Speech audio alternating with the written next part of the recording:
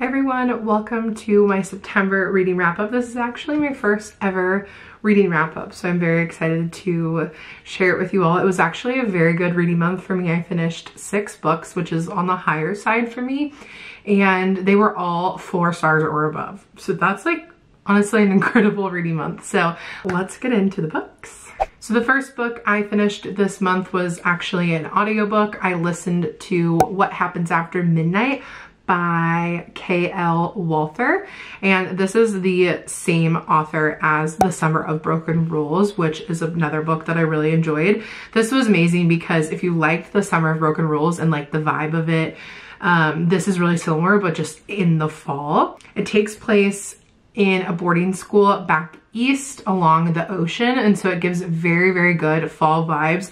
It's definitely not like dark academia, even though it takes place at a boarding school. So if you've ever wanted like the boarding school fall vibes, but you didn't want like the super kind of weird aspects of a dark academia, this would be such a good book for you. It also gave me like Gilmore Girls vibes because our main character Lily lives with her mom, who is a single mom, and so they have a really close relationship, and the mom is one of the professors at the boarding school, and all of the professors live in like a little town, like basically on the campus, but like a little town over. And so it just gives like that small town boarding school feel.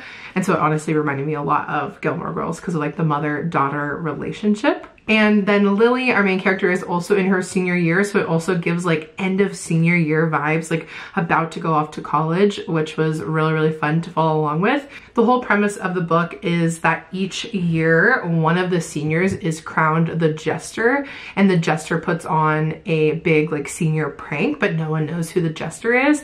And so there's a little bit of mystery involved in the beginning because Lily doesn't know who the jester is, but then she gets pulled into the jester's prank. This is technically a romance book, but similar to The Summer of Broken Rules, the romance is like a main part of it, but there are also so many other like fun elements to like keep it really interesting, which I honestly really, really enjoyed. So I ended up giving this a 4.25 stars. This is such a good, fun little fall read. I would highly recommend this book if you're looking for a lighter romance, but still gives you amazing fall vibes. Next, I read Fourth Wing. I actually started this in August and then finished it in September. It took me quite a while, honestly. I did film a reading vlog for this. I'm not sure if that's up before this video is, but I loved Fourth Wing. I gave it a 4.5 stars. The main reason it wasn't a 5-star for me is because the pacing was just like a little off for me. I wish the beginning had just a little more plot to it. Like I know we needed to like build the world and build up Violet and kind of like where she is in life, especially with like a long fantasy and knowing that there is going to be like a series to this book. You have to have that in the beginning, but I just still wish that there was a little bit more plot. But overall, such a good book. So fun to read about dragons. This is also takes place at like a war college, so it's like gives like boarding school vibes. So again, just like a very, very good fall read. The slow burn romance of this was top notch. I love how both characters, Xaden and Violet, are both very like strong, and they almost like needed each other to like not like break down each other's walls, but they just are a really, really neat, interesting couple. There was a lot going on behind closed doors, and you see the reveal of that at the end, which I did not see coming. I was so shocked when I read the ending, but then it set up really, really great for the next books. I'm very excited for the second book, which I think it's coming out soon, so I'll be reading that ASAP. Then I read another 4 book. I actually started reading this when I was still reading Fourth Wing, and I was like, why did I do this to myself? I'm gonna get the titles confused. But I read The Four Winds by Kristen Hanna. Kristen Hanna is a really famous historical fiction author. I actually think she doesn't only write historical fiction, but she's a super famous author. She also writes The Nightingale. I'll put it on the screen, which is like one of her pretty popular ones. But I've been wanting to branch out in my genres. And so I'm really happy I read a Kristen Hanna book. This centers around the Dust Bowl and the Great Depression.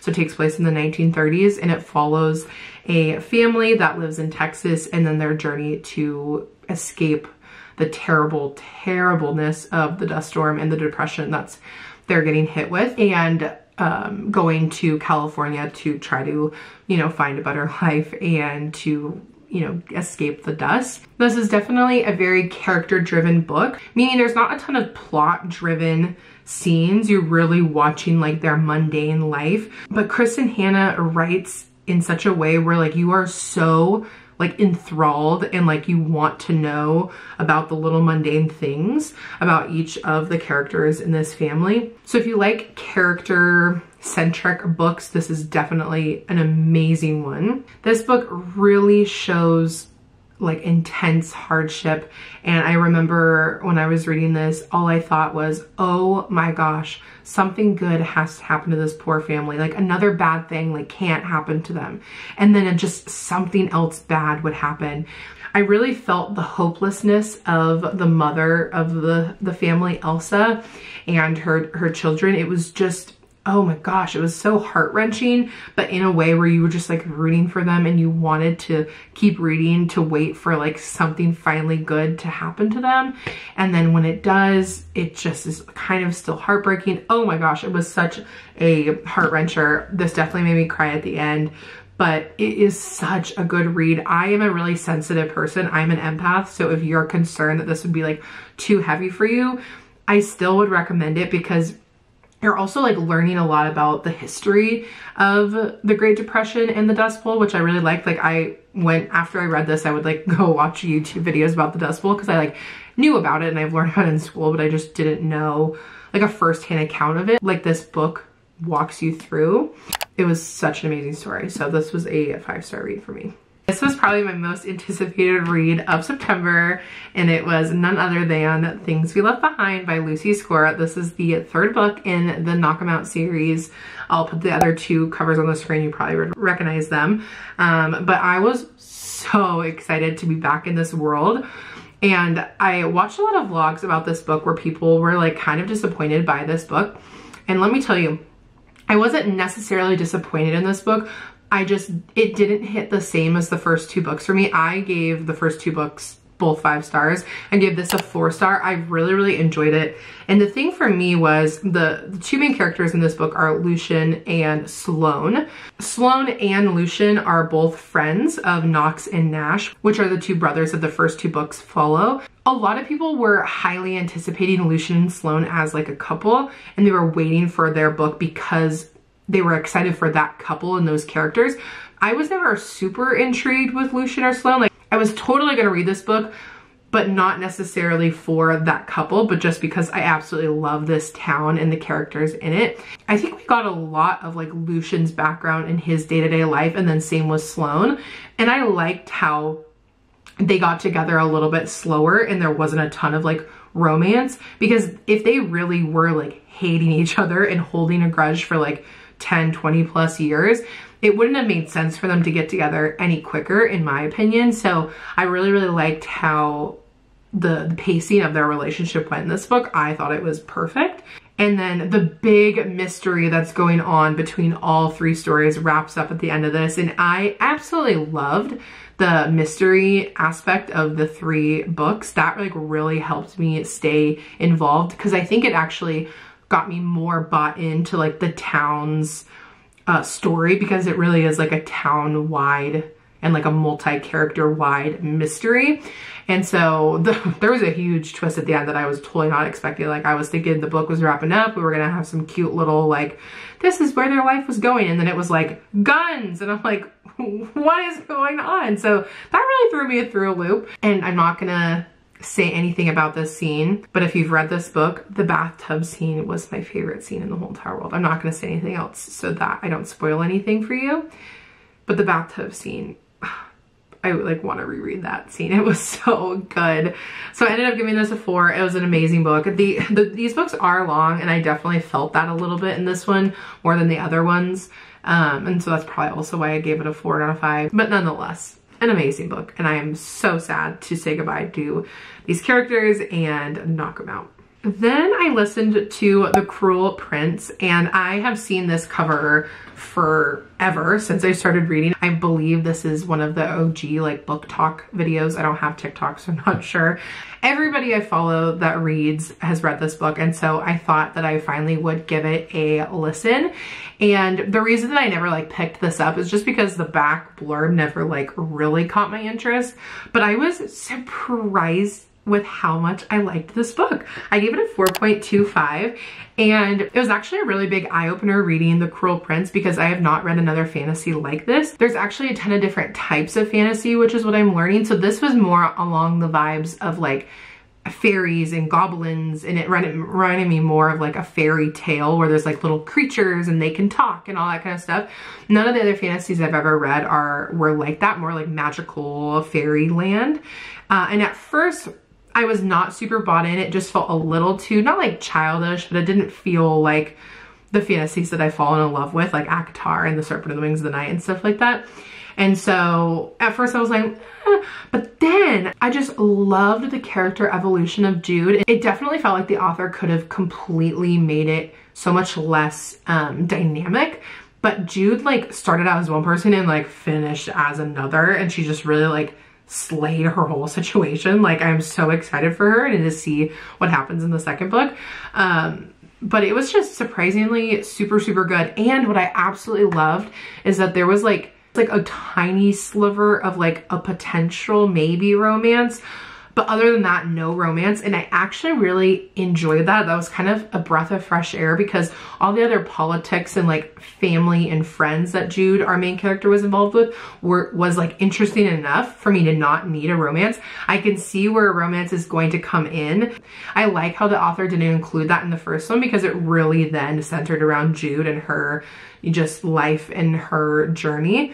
And I'm definitely going to keep reading the series. I probably won't pick them up. I probably will keep listening to them, and it's pretty fun to listen to.